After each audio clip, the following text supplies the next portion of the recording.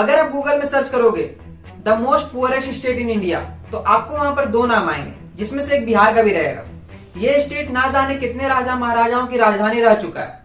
यहाँ के राजा अपना साम्राज्य ईरान तक फैला चुके हैं। और जब हमारा देश आजाद हो रहा था तो भारत के पहले राष्ट्रपति डॉक्टर राजेंद्र प्रसाद, वो भी बिहार के ही थे। जो एक समय का वेल्दियस्ट स्टेट हुआ करता था, उसकी गिनती आज के टाइम में पुअरेस्ट स्टेट में आती है। जिस स्टेट में विदेशों से पढ़ने के लिए आते थे नालंदा यूनिवर्सिटीज में, आज उसी स्टेट की लिटरेसी रेट पूरे भारत में सबसे कम है। क्या रीजन है कि बिहार आज के टाइम में इतना ज्यादा पीछे रह गया है, और कैसे सेंट्रल गवर्नमेंट का रोल है बिहार को बर्बाद करने के लिए, चलिए जानते हैं हम इस वीडियो में। बिहार जो कि इंडिया के ईस्टर्न रीजन में है, वो अपनी इंटरनेशनल बाउंड्री नेपाल के साथ शेयर करता है। बिहार की पॉपुलेशन लगभग आज के टाइम में 13 करोड़ के आसपास है, और ये भारत का दूसरा सबसे ज्यादा पॉपुलेटेड राज्य है, यूपी के बाद। आजादी के बाद लगभग यहाँ पर 23 मुख्यमंत्री बने जिन्होंने बिहार को संभाला। यहाँ की लगभग 76% पॉपुलेशन ऐसी है जो कि एग्रीकल्चर पर ही डिपेंड करती है। अगर आप बिहार के ज्योग्राफिकल लोकेशन को देखोगे तो इसके जो अपर साइड में हमेशा फ्लड्स या बाढ़ आते रहते हैं।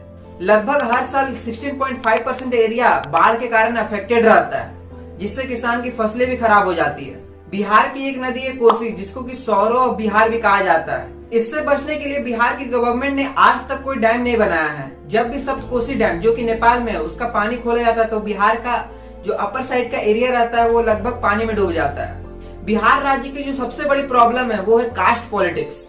वहाँ पर कास्ट को लेकर काफी ज्यादा डिस्क्रिमिनेशन देखने को मिलता है। वहाँ के लोगों को अपना ही कास्ट का नेता चाहिए, भले वो राक्षसी क्यों ना, जो उनको लूट कर खा जाए। बिहार के लगभग नेताओं के लिए एक टर्म यूज होता है, सो कॉल्ड बाहुबली नेता, जिनसे वहाँ के लोग काफी ज्यादा डरते हैं और उनके खिलाफ कोई भी नहीं जाता। कोई भी स्टेट की डेवलपमेंट के लिए जो सबसे ज्यादा इम्पोर्टेंट है वो वहाँ के नेताओं की सोच, और उन नेताओं ने वहाँ के लिए किया क्या है। अगर आप बिजनेस स्टैंडर्ड की रिपोर्ट देखोगे तो बिहार के लगभग 72% ऐसे मिनिस्टर हैं जिन पर कोई ना कोई क्रिमिनल चार्जेस है। अगर आप क्रिमिनल नेता को ही चुनोगे तो वो क्रिमिनलिटी बढ़ाएगा। बताते हैं कैसे।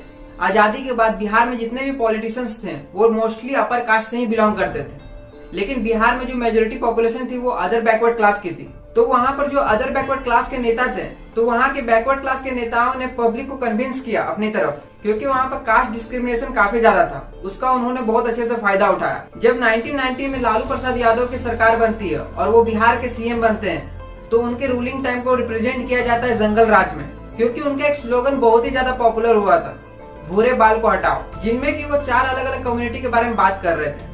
भू से हो गया भूमियार, रस से हो गया राजपूत, ब से हो गया ब्राह्मण, ल से हो गया लाला। उन लोगों को हटाने की बात कर रहे थे। इस जंगल राज में लॉ एंड ऑर्डर की पूरी तरीके से धज्जियां उड़ाई जाती। लगभग 1990 से लेकर के 1997 तक 20,000 मर्डर्स रिपोर्ट किए गए, और वहीं 2001 से लेकर के 2005 तक 18,000 मर्डर रिपोर्ट्स किए गए। और उस टाइम में किडनैपिंग, मर्डर, रंगदारी टैक्स, ये सारी चीजें कॉमन थी, जिसको लेकर के बॉलीवुड में एक मूवी भी बनी है अपहरण, जिसमें कि अजय देवगन लीड कैरेक्टर में। उस मूवी में बिहार के कंडीशंस के बारे में दिखाया गया है। जिस समय भारत के दूसरे राज्य लिबरलाइजेशन की तरफ बढ़ रहे थे, उस समय बिहार कास्ट पॉलिटिक्स में ही उलझा रहा। अब बताते हैं कि सेंट्रल गवर्नमेंट का क्या रोल था बिहार को बर्बाद करने के लिए। गवर्नमेंट ऑफ इंडिया ने फ्राइट इक्वलाइजेशन पॉलिसी इंट्रोड्यूस की थी 1952 में, और ये लगभग 40 सालों तक रहा, 1992 तक। इस पॉलिसी के कारण केवल बिहार को ही नुकसान नहीं हुआ, जितने भी मिनरल रिच स्टेट्स थे उन सभी को नुकसान हुआ था। जो गवर्नमेंट ऑफ इंडिया थी वो मिनरल के ट्रांसपोर्टेशन पर सब्सिडीज प्रोवाइड करती थी। इसको मैं आपको एक एग्जांपल से समझा रहा हूँ। जैसे कि बिहार में कोयला 100 रुपए केजी निकल रहा है, और इस कोयले से हम लोगों को बिजली उत्पादन करना है, लेकिन इसकी फैक्ट्री जो है वो गुजरात में स्टेब्लिश कर दी गई। तो इस कोयले को ट्रांसपोर्ट करना पड़ेगा। ट्रांसपोर्टिंग में अगर खर्च 30 रुपए आता है, तो गुजरात पहुंचते पहुंचते इस कोयले का दाम 130 रुपए केजी हो जाएगा। पर गवर्नमेंट ऑफ इंडिया इस कोयले पर सब्सिडीज प्रोवाइड करती थी, जितने भी ट्रांसपोर्टेशन में खर्च होता था वो जो 30 रुपया वो गवर्नमेंट ऑफ इंडिया पे करती थी, जिसके कारण जितनी भी फैक्ट्रीज थी वो बाहर के स्टेटों में स्टेब्लिश हो गई, जिससे बिहार को काफी ज्यादा लॉस हुआ सेंट्रल गवर्नमेंट की इस पॉलिसी के कारण, जिससे बिहार के एम्प्लॉयमेंट पर काफी ज्यादा नुकसान पहुंचा, और इन 40 सालों तक बिहार बर्बाद होता रहा। फिर साल 2000 में बिहार के साथ कुछ ऐसा हुआ जिससे बिहार की कंडीशन और भी ज्यादा खराब हो गई। बिहार को 2 हिस्सों में बांट दिया जाता है, झारखंड और बिहार। जितने भी इंडस्ट्रियल एरिया थे, बीसीसीएल, टाटा, वो सारे झारखंड में आ जाते हैं। और उस समय एक स्लोगन बहुत ही ज्यादा पॉपुलर होता है कि एक गरीब राज्य ने एक अमीर राज्य को जन्म दिया। झारखंड का बंटवारा बिहार से इसलिए होता है क्योंकि ट्राइबल लोग अपनी स्टेट की डिमांड कर रहे थे। इस बंटवारे के कारण जितना भी इंडस्ट्रियल एरिया था वो झारखंड की तरफ आ गया और बिहार के साइड में केवल एग्रीकल्चर लैंड ही बच गया। बिहार में लगभग 52% पॉपुलेशन ऐसी है जो कि बिलो पॉवर्टी लाइन है, मतलब कि वहाँ की आधी जनसंख्या गरीब है। वहाँ पर ज्यादातर लोग एग्रीकल्चर पर ही डिपेंड करते हैं, जिसके कारण उनकी उतनी अच्छी रेवेन्यू नहीं हो पाती है, और ना ही वहाँ पर कोई भी बड़ी बड़ी मेजर इंडस्ट्रीज है जिससे वहाँ के लोगों को एम्प्लॉयमेंट मिले।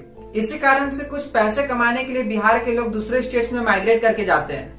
हर साल लगभग 40 लाख लोग बिहार से माइग्रेट करके जाते हैं बाहर में पैसे कमाने के लिए। आज के टाइम में भी बिहार उतना ज्यादा डेवलपमेंट नहीं कर पा रहा है कास्ट पॉलिटिक्स और करप्शन के कारण।